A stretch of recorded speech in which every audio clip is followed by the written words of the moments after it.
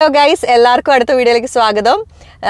Rimi Tomy Biju Narayanan show പാട്ടുത്സവം എന്ന ഷോയിൽ ഞങ്ങളുടെ മല്ലു കഫേ റേഡിയോൻ്റെ 5ാമത്തെ ആനിവേഴ്സറി സെലിബ്രേഷനും കൂടി അതിൻ്റെ കൂട്ടത്തിലുണ്ട്. അപ്പം അതിൻ്റെ വിശേഷങ്ങളാണ് ഇന്നത്തെ വീഡിയോയിൽ. എൻ്റെ കൂടെ കുട്ടിപ്പട്ടാളങ്ങളൊന്നും വന്നിട്ടില്ല, അവരെല്ലാം പയ്യെ വരുള്ളൂ. അപ്പം ഞങ്ങൾ RJs എല്ലാം കൂടി അവിടെയൊക്കെ സെറ്റ് ചെയ്യാൻ വേണ്ടിയിട്ട് നേരത്തെ വന്നതാണ്. അപ്പം നമുക്ക് വിശേഷങ്ങളിലേക്ക് കിടക്കാം. അപ്പം അങ്ങനെ നമ്മൾ ഇവിടെ ഒന്ന് ഇറങ്ങി. ഇനി നമുക്ക് അകത്ത് കയറി വിശേഷങ്ങളൊക്കെ കാണാം കേട്ടോ.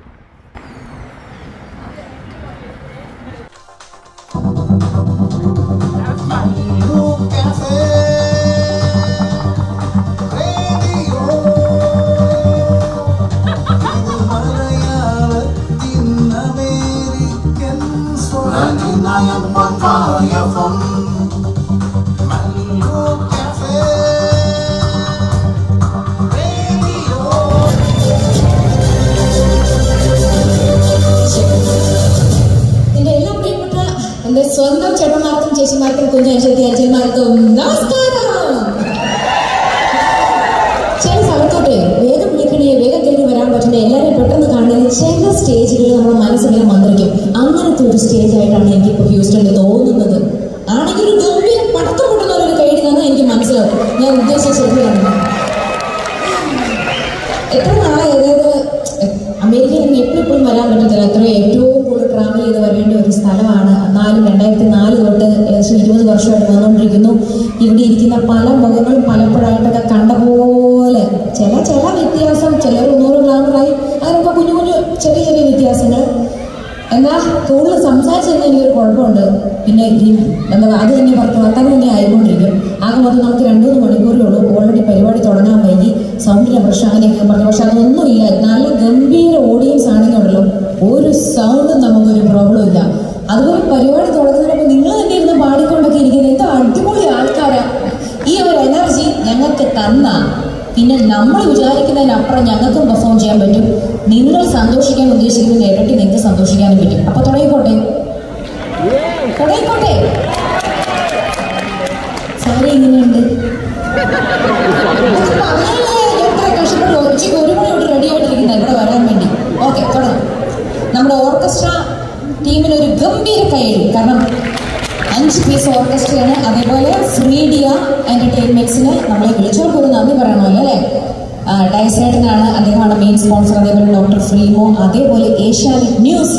ഏഷ്യാനെറ്റ് എന്ന് പറയുന്നത് എൻ്റെ 2003 തൊട്ട് ഞാൻ വർക്ക് ചെയ്യുന്ന എൻ്റെ ജീവിതത്തിലെ കരിയറിൽ ഏറ്റവും സുപ്രധാനമായ പങ്ക് വഹിച്ച ഒരു ചാനലാണ്. അപ്പോൾ എനിക്ക് ഒരിക്കലും മറക്കാൻ പറ്റാത്ത ചാനൽ. പ്രത്യേകിച്ച് അനിൽ അടൂർ ചേട്ടനൊക്കെ വന്നിരിപ്പുണ്ട്. അപ്പോൾ അവർക്കൊരു സ്പെഷ്യൽ താങ്ക്സ്. അതുപോലെ ഇവിടെ കാണാൻ വന്നിരിക്കുന്ന നിങ്ങൾക്ക് ഓരോരുത്തർക്കും എന്താ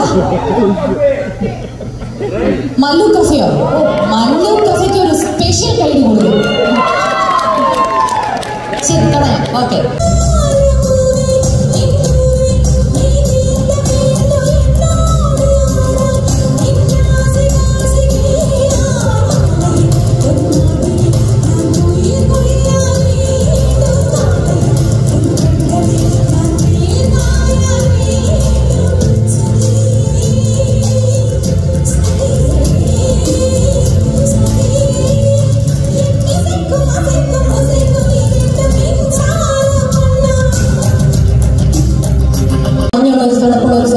അലാസ്കയോ ഐസ്ലൻഡ് ഏതായാലും നിങ്ങളുടെ ഇഷ്ടപ്പെട്ട സ്ഥലത്ത് നിങ്ങളുടെ സൗകര്യങ്ങൾ നിങ്ങളുടെ ബഡ്ജറ്റ് അനുസരിച്ച് പോയിക്കോളൂ കേട്ടോ. ആരെയാ? സ്വന്തം ഭാര്യനെ മനസ്സിൽ കണ്ട്, അല്ലെങ്കിൽ ഏറ്റവും ഇഷ്ടപ്പെടുന്ന ഒരാളെ മനസ്സിൽ കണ്ട് മൊബൈലിലെ ടോർച്ചൊന്നും എടുക്കാൻ പറ്റുമോ? അത് എടുത്ത് പരിചയമുള്ളതൊക്കെ ഇവിടെ പവർ കട്ട് പറഞ്ഞ സാധനമൊന്നും ഇല്ലാത്തതുകൊണ്ട് ഒന്നും എടുത്തിട്ടുണ്ടാവില്ല. എടുക്കുകയായിട്ട് ആ മെസ്സേജ് അയക്കാതെ ഇതെടുത്ത് ടോർച്ച് എടുത്ത് ഇച്ചിരി ഇരുട്ടൊക്കെ ഇട്ടാൽ മിന്നാമിനിങ്ങിൽ നോക്കുവട്ടം പോലെ എല്ലാവരും ആ ടോർച്ച് ഓണാക്കുമ്പോൾ എല്ലാവരും എടുത്തു. മണി പിടിക്കണ്ടാതെ നമ്മൾ നല്ലൊരു ഫാമിലി ഗെറ്റ് ടുഗദർ മൂഡിൽ ഒരു 1000-500 പേര്, എത്ര പേരല്ലേ ഉള്ളൂ, നമുക്ക് അങ്ങോട്ടും കൂടെ വർത്താനൊക്കെ പറഞ്ഞ ഒരു കുടുംബ നമ്മുടെ വീട്ടിലൊരു ഫംഗ്ഷൻ നടക്കുമ്പോൾ എങ്ങനെ ആ ഒരു രീതിയിൽ ഞാൻ സംസാരിക്കുന്നത്. ആ രീതിയിൽ ഒന്ന് എല്ലാവരും എടുത്ത് ലൈറ്റൊക്കെ കൊണ്ടുപോകണോ? ചെറിയ തീയൊക്കെ ആയിട്ട് ഇത് വേറെ ഫംഗ്ഷൻ ഉണ്ടായിരുന്നു. നന്നായി. എന്തായാലും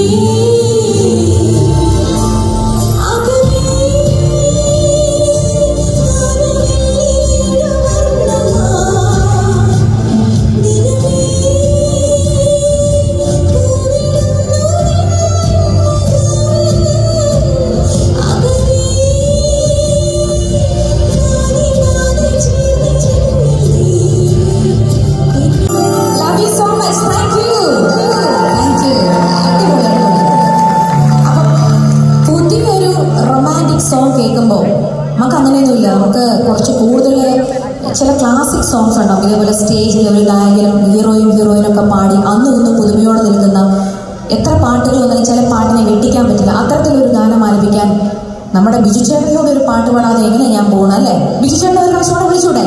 എന്നെ കൈ അടിച്ച് ബിജു ചേട്ടന്. അതാരാ പറഞ്ഞേ? പേരെന്താ? സഞ്ജു. അദ്ദേഹത്തിന് വേണ്ടി ഡെഡിക്കേറ്റ് ചെയ്തിരിക്കുന്ന ഈ പാട്ട് ഞാൻ ആദ്യമേ പറഞ്ഞൊരു മീൻ. കാരണം ഇവിടെ ഉള്ളവരെല്ലാം തമിഴ്നാട്ടിലെ ഗായകരാണ്.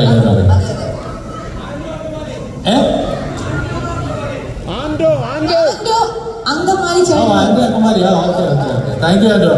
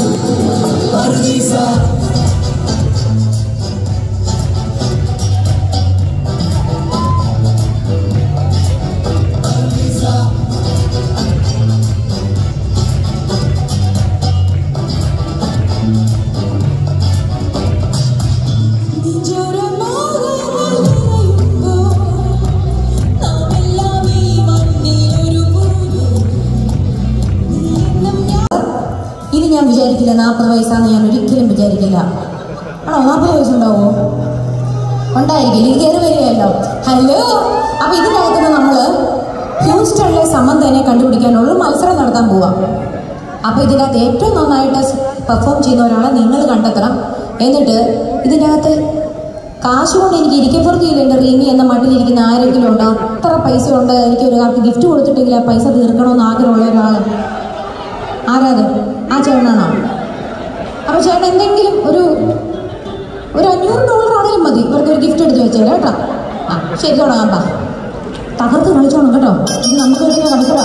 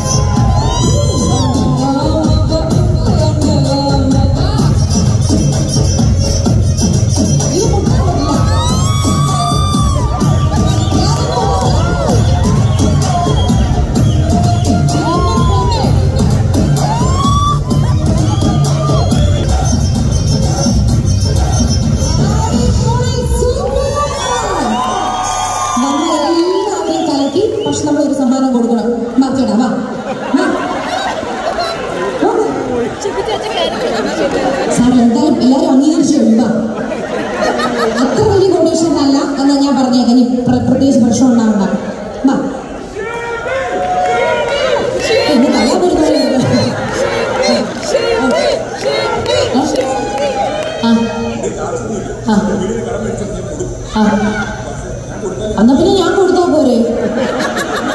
ചുമ്മാ നമ്പർ എടുക്കാതെ പോക്കറ്റിൽ നിന്ന് ഡോളർ അടിക്കേട്ടാ. എന്തൊക്കെയോ പോണ് പറയുന്നത് തിരിയൊക്കെ. ഇതെന്തോന്ന് ഇത് ഷർട്ടൊക്കെ വരുന്നു? ഞാൻ കണ്ണും കൂട്ടി ഓർമ്മ എടുക്കുവാണ്. എന്നാ ശരി ചേട്ടാ, ഓക്കെ. എനിക്കല്ലേ ഇതെന്നാ ഒരു ഡോളർ അത് കിട്ടില്ല. ഞാൻ എടുക്കാന്ന്. ആൾക്കാരൊക്കെ നമ്മളെ കൂട്ടി കൊണ്ട് പൈസ $100 അവസാനം ഞങ്ങൾ കണ്ടുപിടിച്ചിട്ടുണ്ട്. ഇഷ്ടമുള്ള ആർക്കാന്ന് വെച്ചാൽ കൊടുത്തു. ഇഷ്ടമുള്ള ആർക്കാന്ന് വെച്ചാൽ കൊടുത്തു. അല്ലല്ല ഈ കൊടുക്കില്ല.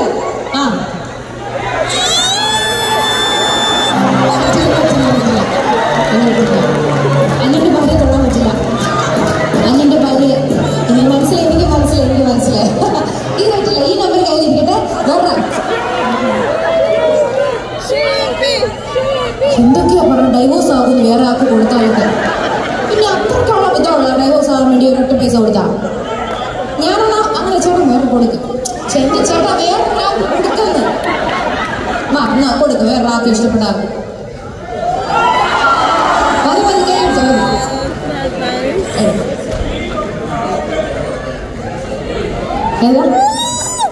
എന്നാ ശരി, വേറെ അടുത്ത ഗിഫ്റ്റുമായിട്ട് ആൾക്കാര് കൊടുക്കും. കൈയടി.